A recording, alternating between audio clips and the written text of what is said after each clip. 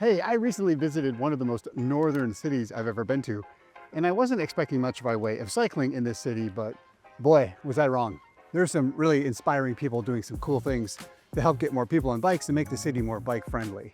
And as I lay there at midnight with the sun poking through the blinds, it got me thinking, and that's what today's video is, 50 things that anybody can do anywhere to help make your city more bike friendly. Now, group rides are amazing because they can take on just about any form. They can be something as simple as just getting your friends together on a Friday night for a fun ride, to making it more organized by having it every Friday night, and you put the word out to invite anybody to join you, all the way up to big sponsored corporate events that have thousands of people on bikes. Number two, cruiser rides. Getting everybody in your community who has a cruiser bike together to go for a slow ride is amazing. Number three, cargo bike rides. If you've ever met someone who owns a cargo bike, they tend to become evangelists for cargo bikes. Getting all those people together and going for a group ride not only draws attention and makes people start to think, hey, maybe I can ride a cargo bike as well. It's super fun and will encourage more people to do it as well. Plus, you can throw your non-cycling friend into the bucket and show them how great it can be. Number four, folding bike rides. There's a regular Brompton ride in my community where all the people who own folding bikes get together and ride. What's great about it is you don't have to have a folding bike. Anybody is welcome, but it's pretty cool if you do. Number five, night rides. I don't know about you, but riding at night just feels extra exhilarating somehow. And when you get a whole group together and they've got lights and music and it's a party atmosphere, it's even better. Number six, theme rides. Yes, you've probably heard of theme rides, everything from the local Tweed ride to the naked bike ride to, in my community, there's a great Mad Max ride. Number seven, critical mass. Why not turn your group ride into an event to raise awareness about the importance of safe streets? Critical mass rides are a loosely organized thing that have been around for more than 50 years in cities all over the world. It couldn't be simpler. You get people together, you ride in a group on the streets, you draw attention to the fact that cyclists deserve safe space on our roads as well. Number eight, winter bike rides.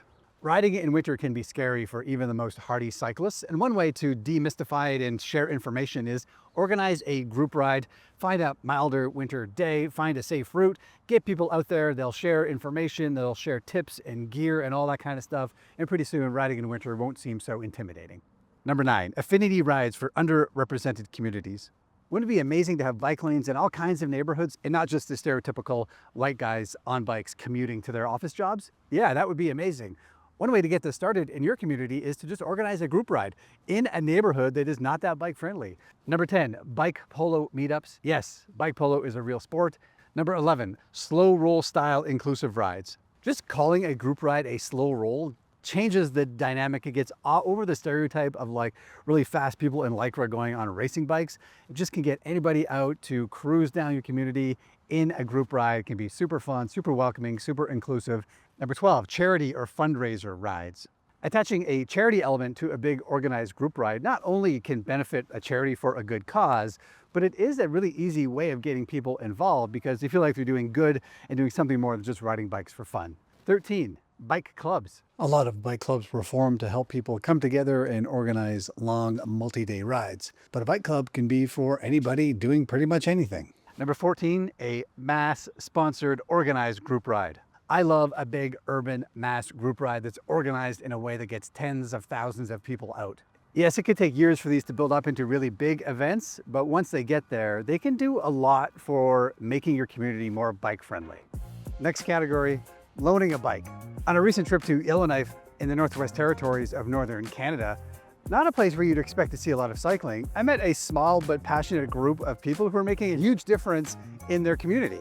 One of the things that really struck me was a program in which they loan e-bikes and cargo bikes to people in the community for a couple of weeks at a time just to give them a chance to try out the bike. They got some grants to buy a small fleet of bikes and they volunteer their time to set up a calendar and take bookings, and they offer these bikes for free to whoever wants to try them out. Yeah, well, really, the getting people on bikes is kind of like an end run to changing the infrastructure. That's the part that we're really interested in, because if the infrastructure is better, then more people will naturally, feel comfortable and feel enticed to ride bikes. But we thought that, the two noisy people that are always, badgering the city government about improving the infrastructure, That's just 2 people in a city of 20,000. But we thought if we get a lot more people experiencing riding in the city, then it becomes the people of the city are interested in making these changes. One of the great stories they told me is that one of their first cargo bike loaners actually returned the bike early. She's a colleague of mine. I work with her, and she thought, yes, I'm going to try this bike share program of yours. She never thought that she would be doing this. And within 5 days, she had bought her own bike, the exact same model. She loved it and had to pass on the bike back to us. Yeah, So then and now she comes out and volunteers sometimes, right? Yes. This whole program is a great example of how just loaning bikes can help people overcome that initial barrier of not having a bike or experience or confidence in riding. Number 16, bike libraries. Some cities have similar programs called bike libraries, where they have a small fleet of bikes that you can take out on loan, just like a book from the library. Number 17, bike tool lending libraries. One of the annoying things about maintaining your own bike is that bikes tend to require unique tools, and they can be expensive. A bike tool library has a stock of bike-specific tools that you can just borrow and use them to make sure your bike is running smoothly. Number 18, borrow a bike to earn it. A nonprofit will get a grant to buy a fleet of bikes, gives people a chance to try them. And if those people use the bike enough to meet a certain criteria, they get to keep it. There's an incentive to ride and then gives them something after the program is over to keep going.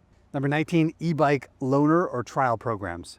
Now, e-bikes open up cycling to all kinds of people who may not have the ability to ride a regular bike, but one of the barriers is cost. I've seen programs like this that give people an e-bike for a trial program, or even local bike shops have a couple of loaners that they can lend out to people longer for just a ride around the parking lot. Number 20, peer-to-peer bike sharing co-ops. Now, you could lobby your local government to start its own municipal bike share program, or to change the bylaws to allow for programs like Lime Bikes or Burr to come in and drop bikes and scooters on your city streets, or maybe you could set one up yourself. Get some people in the community who have a spare bike or are willing to share their bike with strangers for a set amount of time, just like Airbnb. So the next category is kids. And this came about because a few weeks ago, I went on what was probably the shortest, slowest group ride of my life, and it was so much fun. And that's because it was a kids group ride. It was organized by a local powerhouse named Alana, and it was called Critical Mass, a play off the Critical Mass rides that I mentioned earlier. It was like 4 blocks long. It ended at a playground and it was motivated by, orange juice boxes and cookies. But there's a bigger motivation here, of course, and that's getting kids on bikes early and normalizing it in their lives. Getting kids confident on bikes can be a real key to their independence, especially as their worlds get smaller and smaller in our world today. Plus, cycling events with kids tend to avoid the silly culture war discussions we get into around cycling in some cities these days, because who would argue with getting more kids on bikes? And when you step back and think about it, getting kids on bikes may be the most important thing we can do for building bike-friendlier cities in the future. Number 22, the bike bus. Getting school parents organized to take turns leading a group of kids through the neighborhood to school every day is safe, it's fun, it's a healthy way of getting kids a little bit more active and getting them to explore their neighborhood a little bit. Plus, it relieves the burden of having to run that gauntlet of cars driving your kid to school every day. Number 23, safe routes to school. If a bike bus is not feasible, what about just identifying some safe routes to school in the local neighborhood? Sometimes cities have not done any work to make bike-friendly routes, but even just getting organized and identify some can be a start. Number 24, bike rodeos or skills clinics. Kids need practice on bikes, and organizing a bike rodeo at the local skills park or even just some basic obstacles set up in a gymnasium can really help develop those skills. Number 25, school loaner bike fleets. Now, I've seen schools scratch together enough money to buy some small fleets of bikes for use in gym class or outdoor education, or even just on like little field trips to getting around the neighborhood or to nearby attractions or learning opportunities. This next category we'll call improving bike skills. And number 26 on this list is teaching people how to ride bikes. Now, I think we take it for granted that everybody already knows how to ride a bike. I think we think it's a rite of passage in childhood and that everyone learns, but that's just not true. I'm always surprised when I see statistics on the number of people who've never ridden a bike well into adulthood.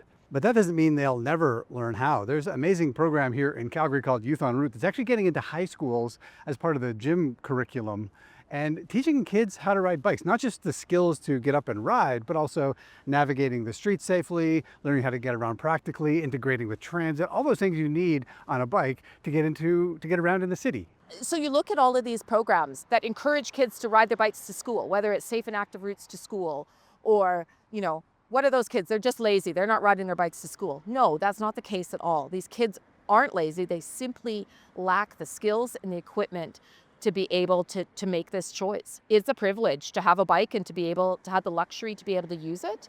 That's a privilege that most of the kids that we see simply don't have.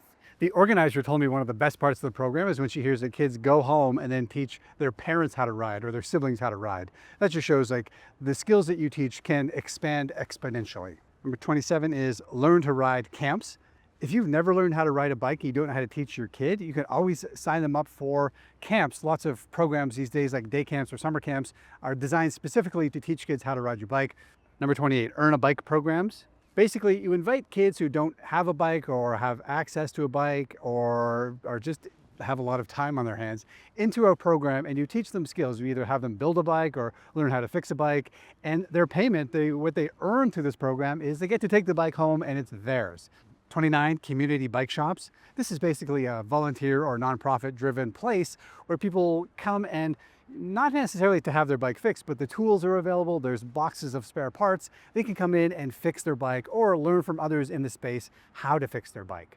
Number 30, adult learn to ride clinics. If you are confident on a bike and want to get more people out there, maybe start offering them in your community. 31, female specific skills courses. Bike shops and events do have a reputation, sometimes earned, of being a little mansplainy. It can be intimidating, I think, for women to go into these spaces and not feel talked down to. So I love when I see communities organizing female-only bike events or bike skills programs or maintenance programs. All these are fantastic. 32, bike maintenance workshops, or just offer your bike maintenance skills to anybody in the community who wants to learn. We'll call this next category normalizing cycling. And one of my favorite initiatives to normalize cycling came out of the city of Victoria, British Columbia, and it's number 33 on the list, and that's a bike valet program. Basically, this is a city-funded program that offers safe, free, secure bike parking to anybody in the city who needs it. We actually served over 40,000 bikes last year in the city downtown Valley, and about 40% of them were cargo bikes or extended long-tail bikes, bikes that carry children specifically. We have huge growth in terms of use by women, by youth, young adults, teenagers, and children, and it's really brought in a different flair and vibrancy. And what I like about this is not only does it relieve the anxiety of leaving your bike parked downtown, even if it's securely locked, it helps normalize cycling. Sometimes you feel like the only weirdo in the office who rides their bike to work, but when you drop your bike off at a bike valet, you can see there's hundreds of other people out there who are just like you and are taking advantage of this program. And programs like this makes it feel like the community has got your back, especially when they're funded by the city. Number 34 is festivals and events. Yes, you can start a bike festival in your community with just a few friends. Get out there and make it DIY and maybe it'll take off. But you can also partner up with existing festivals. Here in Calgary, one of our biggest music events is the annual Folk Music Festival. A volunteer-run bike parking initiative at this festival lets hundreds of people ride their bikes to this event. It's actually become sort of the normalized way of getting to the festival. 35, improved parking.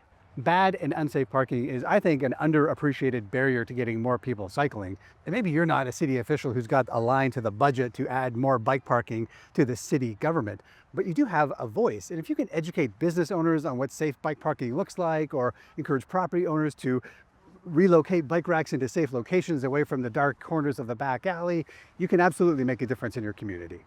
Number 36, bike to work days. The annual Bike to Work Day here in Calgary has been going on for, 20 years, and it's been almost exclusively organized, run, motivated, and funded by one guy. Thank you, Lonnie, for all of your years of organizing Bike to Work Day. And if you don't have a Lonnie in your community, maybe you could be the Lonnie. Number 37, Bike to School Days. I once met a teacher who wanted to organize a bike to school day just to get kids in the neighborhood to ride their bikes one time, just for fun, basically. But his principal wouldn't let him do it because the principal was worried about liability in case a kid got hurt. But this teacher did not take no for an answer. He went to the school board, who then referred him to the school board lawyer, and the lawyer looked into it, and the lawyer said, you know what, it's fine, go ahead. And so he did. And it grew, and now Bike to School Day is something that came about because one determined teacher. 38, open streets or Ciclovia style events. Ciclovia is an event in Bogota, Colombia, in which every Sunday streets are closed to automobiles and opened up to everybody else on foot, on bikes, on wheels of some kind. Why don't you do one in your community? It could just be a one-off, or it could be every Sunday in the summertime, or it could be permanent. Number 39, bike swaps. Bike swaps are great for upgrading your ride or looking for new parts or getting an affordable bike, and also for meeting new people and building community. The next category is building community. And number 40 is an idea I just love, and it's called coffee outside. It couldn't be simpler. Basically, you pick a spot in the city and a time, say Friday mornings at, 7:30 a.m., and you invite bike commuters just to come out and hang out. That's it. You just sit around, drink coffee, and talk. You can talk about cycling or not. That's not the point. The point is just getting people together on their bikes, on their commutes. Just that act of bringing people together does tend to make things happen, to make the community better and make it more bike friendly. Number 41, bike speaking events. The idea here is just get some people together so they can start talking about cycling. You can organize a panel with local bike advocates or a couple of bike commuters, maybe a city planner, maybe a city politician, maybe a bike YouTuber would come to your city and speak at these events. Who knows? The point is just to get people together and start talking. 42, online community spaces. Start a Discord or a subreddit or a Strava channel to get cyclists together and just talking. That is also community. 43, bike cafes or third places. It doesn't have to be a bike cafe, it can be any cafe, but if enough people on bikes shows up, then suddenly it's a bike cafe. But if that doesn't work, just find a third place, a plaza, a park, a playground, just somewhere where people can get together on their bikes and build community. 44, mentor or buddy matching programs. It sounds funny, but bike riding, and especially bike commuting, can be a little intimidating for someone who's never done it. If you've been doing it for a long time, you've probably forgotten all the barriers that you've overcome to get there. So I've seen some great programs where an experienced bike commuter is matched up with a newbie and they share knowledge. Number 45, create a bike-friendly workplace. Creating a bike-friendly workplace can be simpler than you think. You can just talk to your HR department about setting up a safe place to lock bikes. You can try to identify in the vicinity places where people can change or shower up or get cleaned up after a bike ride. You can encourage your HR to sign up for bike incentive programs that reward people for riding their bikes to work, or even there are programs out there that offer bikes to people to use on their commutes through their company HR programs. Okay, we're getting near the end. The last category we'll call media and data. Number 45 is bicycle-focused media creators. If you'll allow a little moment of self-indulgence here, one of the reasons this channel exists is because I think there's a real need to raise awareness in the general community about the benefits of transportation, cycling. There's so many great things about cycling, and I think most people, especially in car-centric communities like the one I live in, have no idea. In some cases, I think we've actually done a pretty good job of hitting politicians and decision makers, but then those public meetings is always a realization to me that we haven't won the hearts and minds of the whole community in a lot of cases. One way to do this? Well, start sharing your bike life on YouTube or on Instagram or on Discord or wherever you feel comfortable or wherever you find a community there. Just start talking about it. That's one way of sharing the benefits of cycling in our lives. 47, citizen bike counts. Cities need data on cycling to make better decisions. Cities are sometimes too cheap to pay for data collection, but maybe you can help. Here in Canada, our national bike organization, Velo Canada Bikes, has this really great program in which volunteers are recruited in cities all over the country to sit there and count the number of cyclists they see in a specific couple of days. Maybe you can do it once a year in your city, and over time, that data could come to be really important. Number 48, start a local advocacy group.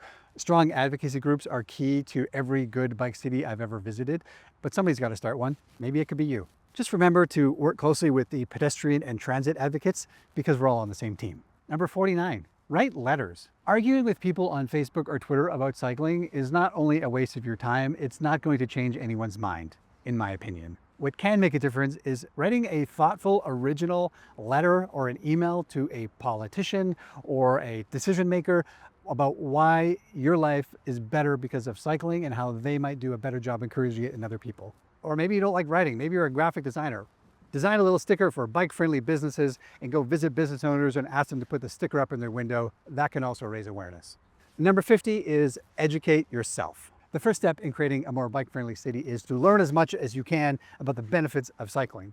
So read the books, read the academic papers, watch the videos. You don't have to become an expert, but I think it does help. I think that mix of emotional connection through your own life and some data-driven studies, reports, anecdotes can really be a potent mix when it comes to making change. Okay, there we go. That's 50 things. Are you still with me? Well, I've got one more. Let's call this one the bonus. And the bonus is just get out there and ride your bike. Being seen on the streets, being present on a bike, whether you're out for recreation or fun or transportation, can actually make a huge difference. Not only is it seen as a political act in some cities, which is stupid, it's definitely a cultural act. It's an act of normalization. So if you show up to a friend's house or to the sports game or to the restaurant or to the pub on a bike, it usually generates a conversation, and every one of those conversations goes a little bit farther if you're creating a more bike-friendly community where you live. Okay, that's it. I just want to give a big shout out to all the inspiring people I've met doing these things over the years. They're a huge inspiration to me. So thanks for watching. Thanks to all of you for doing all the good work out there. I'll see you next time.